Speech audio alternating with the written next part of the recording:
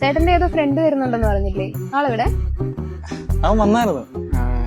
പക്ഷേ അവന് എന്നെക്കാളും കുറച്ച് ലുക്കുണ്ട്. വെറുതെ ഫസ്റ്റ് ഇംപ്രഷന് തന്നെ ഒരു കോമ്പറ്റീഷൻ വേണ്ടെന്ന് വെച്ചിട്ട് പുറത്തേക്കാൻ പറ. ഈ സെറ്റപ്പ് ഉള്ള സാധാരണ വീട്ടിൽ പോയി പെണ്ണ് കാണുന്നതായി ഭയങ്കര ചടച്ച പരിപാടിയാണ്. അപ്പൊ മൊത്തം എത്ര പെണ്ണ് കണ്ടു? റീസെന്റ് ആയിട്ട് കണ്ടത് കൂടെ ചേർത്തിട്ടാണെങ്കിൽ 13. ഒന്ന് സെറ്റ് ആയില്ലേ? ആദ്യത്തെ 11 പെണ്ണ് കാണാൻ പോയപ്പോഴും പെൺവീട്ടുകാർ പല കാരണങ്ങളാണ് പറഞ്ഞത്. അവർക്ക് എൻ്റെ വീട് ഇഷ്ടപ്പെട്ടില്ല, വഴി ഇഷ്ടപ്പെട്ടില്ല, നാട് ഇഷ്ടപ്പെട്ടില്ല. 12ാമത്തെ പെണ്ണിനെ കാണാൻ പോയപ്പോൾ എനിക്ക് വർക്കായി.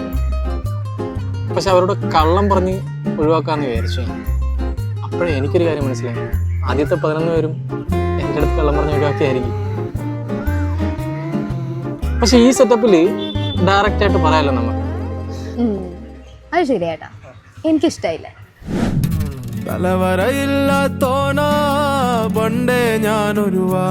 സ്വാഭാവികമാണ്,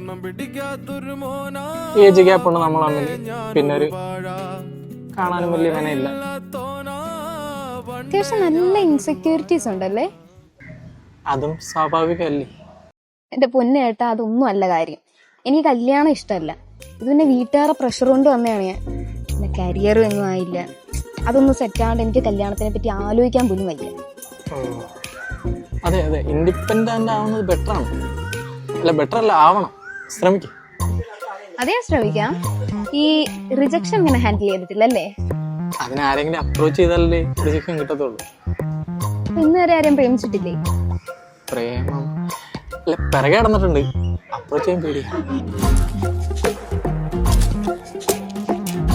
എന്നാ ശരി ചേട്ടാ, കാണാം. സമയായി. അതെ, അച്ഛൻ്റെ അടുത്ത് ഞാൻ വിളിച്ചു പറഞ്ഞോളാം. എനിക്ക് ഇഷ്ടപ്പെട്ടില്ല. വെറുതെ തനിക്ക് പ്രശ്നം ഉണ്ടാകണ്ട. പേയ്മെന്റ് ഞാൻ ചെയ്തേക്കും. വേണ്ട, അത് കുഴപ്പമില്ല ചേട്ടാ, ഞാൻ ചെയ്തേക്കും.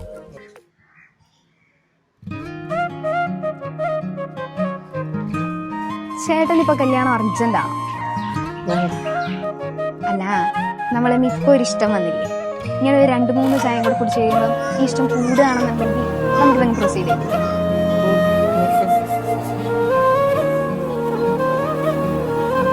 ഹലോ, ഇപ്പൊ ഒരു ഇഷ്ടം തോന്നിയായിരുന്നോ? മായാത്ത ദൂരത്തായി ഭൂവിത്തായി നീ